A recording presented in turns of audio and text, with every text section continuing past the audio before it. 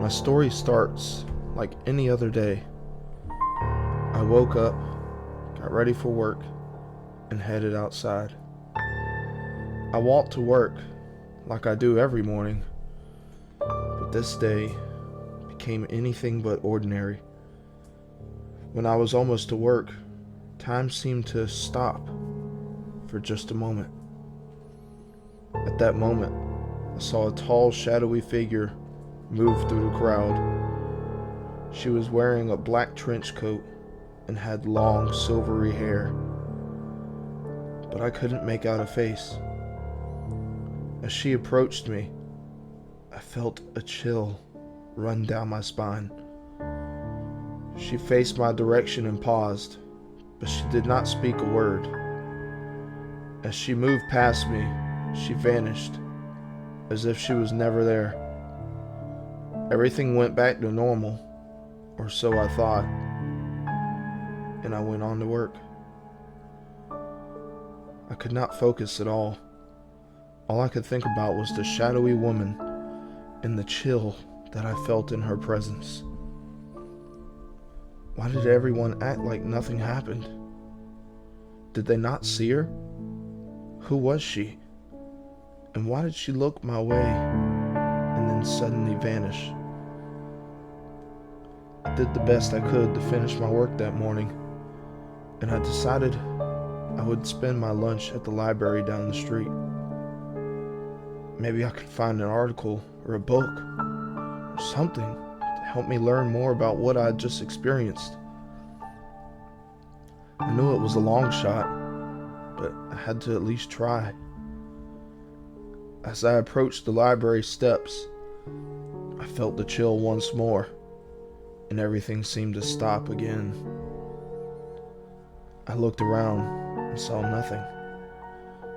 No people, no animals, nothing. I felt the urge to turn around, and there she was, the shadowy figure. I still could not make out a face, but I decided to approach her. As I got closer, I started to feel colder. I was scared, but I had to find out what was going on. I found myself standing right in front of her, still unable to see a face, but I sensed she was trying to tell me something. She slowly reached out like she wanted to take my hand, so I placed my hand in hers. After taking the woman's hand, everything disappeared. We were alone in what seemed to be an empty space. Now, though, I could see her face. She was a young woman, maybe in her mid-20s. She had deep purple eyes that had a slight glow. I no longer felt cold, just scared. She spoke to me.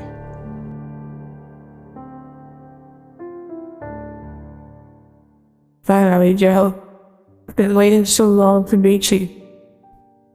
I know you're confused right now, but I will tell you everything. From this moment forward, your life will never be the same. You will be alright, but you will share your story to save others. What do you mean I'll be okay? What story do I need to share? What the hell is going on here? I'm trying to tell you that I need you to calm down. I took a deep breath. Okay, if you want me to calm down, you're gonna have to start explaining. We don't have much time. Your life is not at all what it seems. You're trapped, and you're in danger.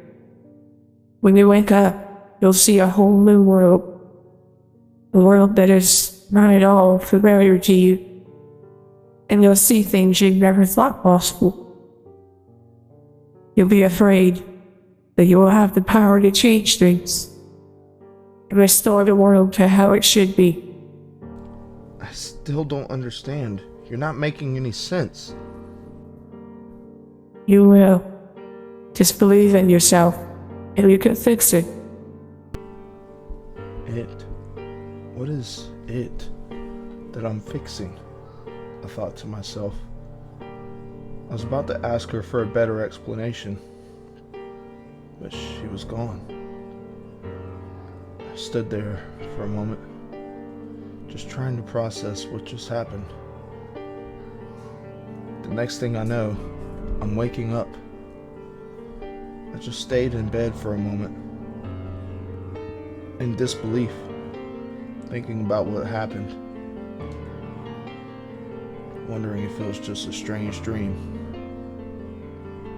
I finally decided to get out of bed, but this did not seem to be my home.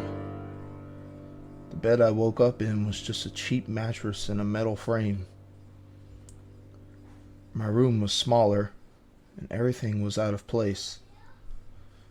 I went to get into the shower and get ready for work. Weirdly enough, even the shower seemed off. The water didn't feel the same, and it had a strange smell emanating from it. Maybe I'm still dreaming, I thought to myself. I was going to stop at the diner before work. Nothing seemed right at all outside. The sky had a slightly gray tint. Even the sounds were unfamiliar to me. The people I passed were all looking down. Nobody seemed to be cheerful at all. Everyone was just rushing to their destinations, without even taking a moment to acknowledge one another. When I got to the diner, I was relieved to see it was not busy like it usually is. I walked in, and my table was available. I sat down and waited for Joni or Sherry to come take my order. A few moments later, Sherry came over. "Hey Joe, the normal, right?" My normal was 2 eggs, 2 slices of bacon, and a biscuit. I looked up to respond. "Yeah, shit." I paused when I saw her face. She still looked somewhat like Sherry, but her eyes were glowing red, and her skin was as pale as the moon. "Everything okay, Joe?" she asked. I snapped back and responded, Yeah, Sherry. My usual." While waiting for my food, I sat there wondering what was going on. I must be seeing things. I had to figure this out. Maybe it's just my imagination. My food arrived after a short time, but I couldn't eat. My bacon appeared to take the form of worms. My eggs blurred into some sort of green slop, and my biscuit looked like blackened wood. I called Sherry over, and I asked her what she brought me. "It's your usual, Joe. What's wrong?" It's fine, Sherry. Nothing. I'm sorry. I have to get to work. Can you box up my food? "Sure, Joe. Just a moment." As she wandered over to the counter, she started whispering to the manager. They both started looking my way. I was uneasy. I knew I had to get the hell out of there. I rushed out the door, leaving my food. I made my way to work, still confused, still trying to process everything.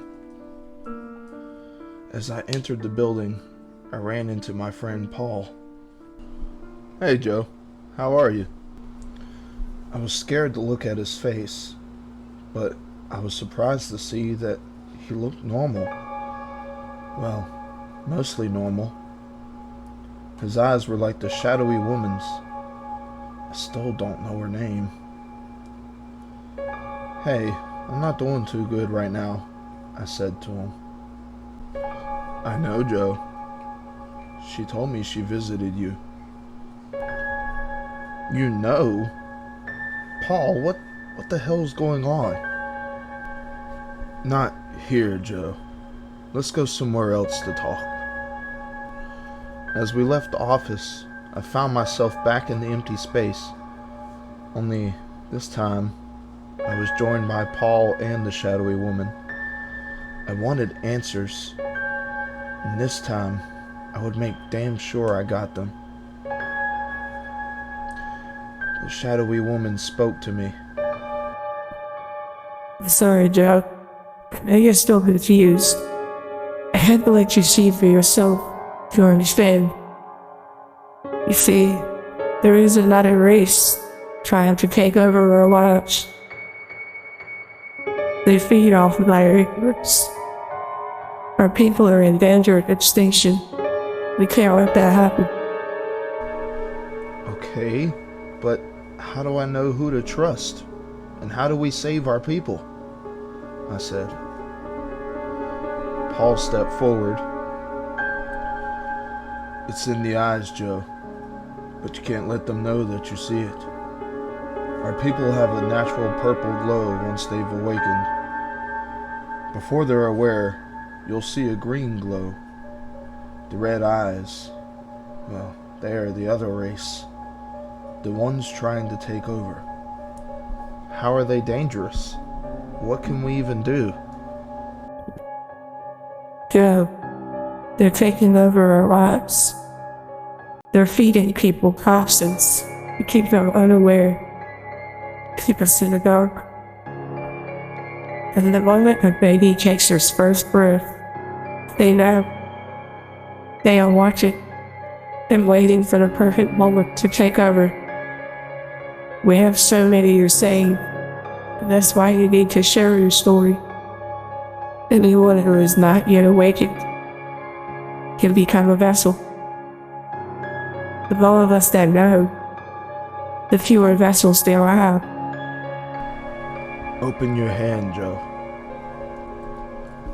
Paul said as he put a shard of glass in my hand.